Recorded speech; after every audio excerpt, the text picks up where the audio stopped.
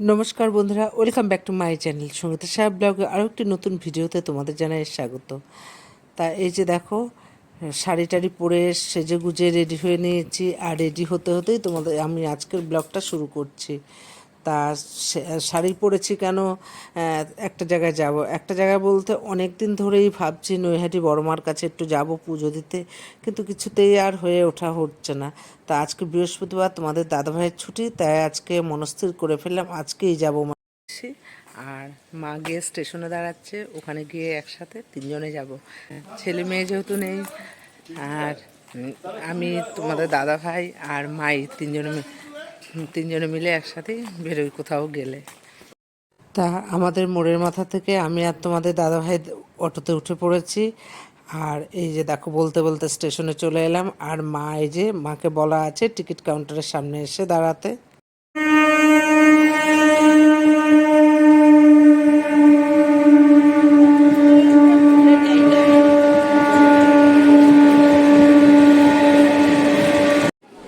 আর এই যে ticket counter থেকে তিনজনে মিলে 1 নম্বর প্ল্যাটফর্মে আসলাম। আর এই যে আমাদের ট্রেন আসলো কল্যাণী সুমন্ত, তাই এটাতে উঠে পড়বো, নৈহাটি গিয়ে নামবো।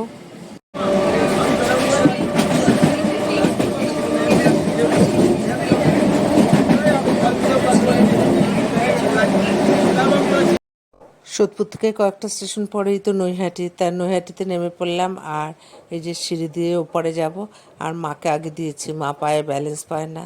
তা ওপরে গিয়ে এই যে টোটোতে বসে পড়লাম। আর হেঁটেই যাওয়া যেত, কিন্তু মার পায়ে প্রচণ্ড ব্যথা বলে টোটো করে যেতে হলো। আর দেখো, টোটো থেকে নেমে রাস্তার দুপাশে সব ডালার দোকান, এদিক ওদিক থেকে ডাকাডাকি শুরু করছে, এখানে আসেন এখানে আসুন দিদি ভাই, এই তো সামনেটাই মায়ের মন্দির এসে গেছে।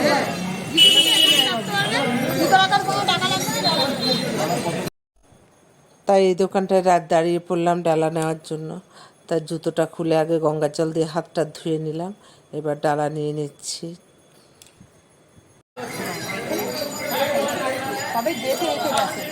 হ্যাঁ, এরকম মালা, এরকম মালাই না, ওরকম।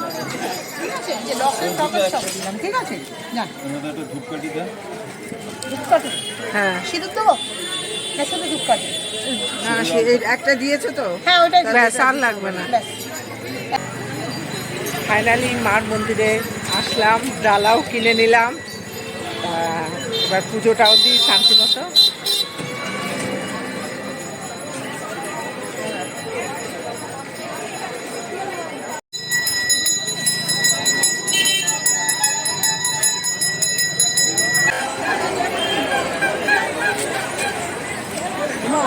গিট বাদে দেখো, সব মানুষজন পুজো দিতে এসে যার যার মানত করে এই যে দেখো গিট বাঁধছে। আমিও দেখি পুজো দিয়ে ফেরার পথে আমিও একটা গিট বেঁধে যাব।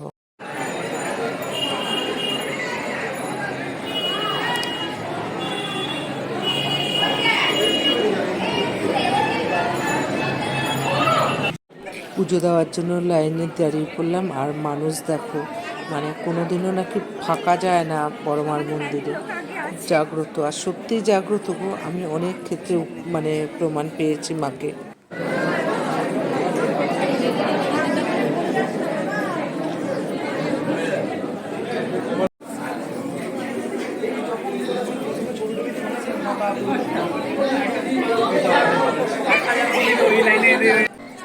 পুজোর সিস্টেমটা খুব সুন্দর, মানে লাইন দিতে হচ্ছে কিন্তু নিমেষের মধ্যে লাইন সরে যাচ্ছে। একদল করে আগে ঢুকিয়ে এক এক করে পুজো নিচ্ছে, পরে আবার একদল ঢোকাচ্ছে। খুব সুন্দর সিস্টেম।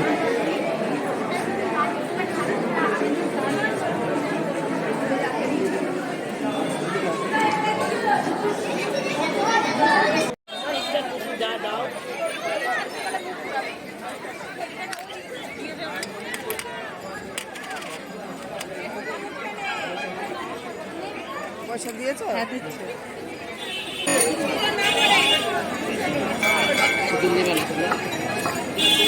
আমার মেয়েকে দিয়েছো? হ্যাঁ, বন্ধুরা, এই যে বড়মার ওখানে পুজো দিয়ে, আর দেখো যে কপালে বড়মার চিহ্ন নিয়ে গেলাম।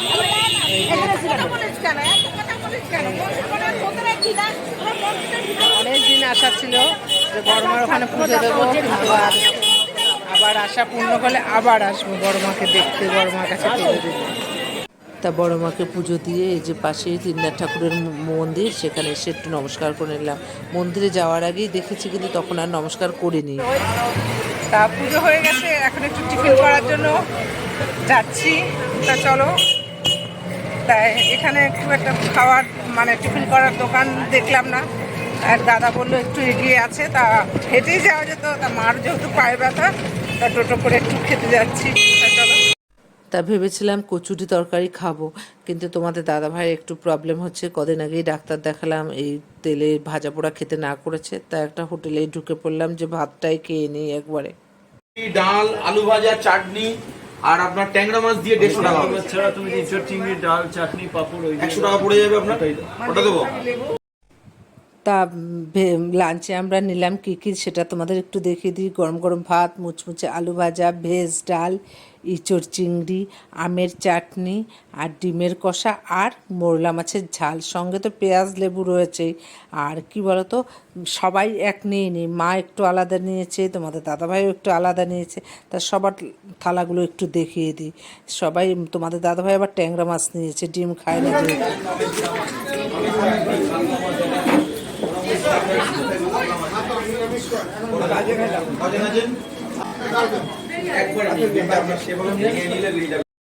তা লাঞ্চ করা হয়ে গেছে, এবার আবার বাড়ির উদ্দেশ্যে যাচ্ছি। ট্রেন আছে একটু পরে। আর সত্যি কথা বলতে কি, খুব একটা ভালো খাইনি জানো তো, রান্নাগুলো খুব একটা ভালো লাগলো না, মোরলা মাছটা তেতো লাগলো। তা যাই আর কি করব, খিদের পেটে সবই ভালো লাগলো। স্টেশনে আস্তে আস্তেই দেখি ট্রেন দাঁড়িয়ে আছে, তা আর লেট করলাম না, উঠে পড়লাম। কারণ সারাদিন পরে ভাত খেলাম তো, বাঙালিদের তো আবার ভাত ঘুম না হলে হয় না। তাই ভাবলাম উঠে পড়ি, বাড়ি গিয়ে একটু রেস্ট নিতে পারবো।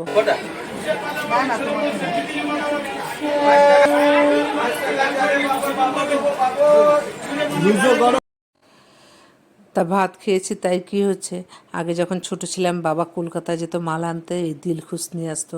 তারপর বিয়ের পর তোমাদের দাদাভাইও দোকান থেকে ফেরার পথে গরম গরম দিলখুশ নিয়ে যেত। আবার আমিও মেয়েকে যখন পলতা পড়তে নিয়ে যেতাম না, তখন গরম গরম দিলখুশগুলো খেতাম, দারুণ লাগতো। তাই এখন যখন দেখলাম আবার কিনে নিলাম। এই যে দেখো, গরম গরম দিলখুশগুলো দারুণ লাগে খেতে। তা যাই হোক, প্রতিবার যখন মা আমরা একসাথে যাই, আমরা কলেজের সামনে নেমে পড়ি, আর মা চেকপোস্টে গিয়ে নামে। আর নেমে তোমাদের দাদাভাই মোড়ের মাথা থেকে একটা আমাকে ফুটি কিনে দিল খাওয়ার জন্য। তা যাই হোক বন্ধুরা, ফুটিটা খেতে খেতে বাড়িতে চলে আসলাম। আর এখন চেঞ্জ করে একটু ঘুমোবো। তার শরীরটা ভীষণ ক্লান্তি লাগছে। ভিডিওটা এখানেই শেষ করছি। তা নতুন বন্ধুরা প্লিজ চ্যানেলটাকে সাবস্ক্রাইব করো, পুরনো বন্ধুরা লাইক কমেন্ট এবং শেয়ার করে পাশে থেকো। ভালো থেকো, সুস্থ থেকো।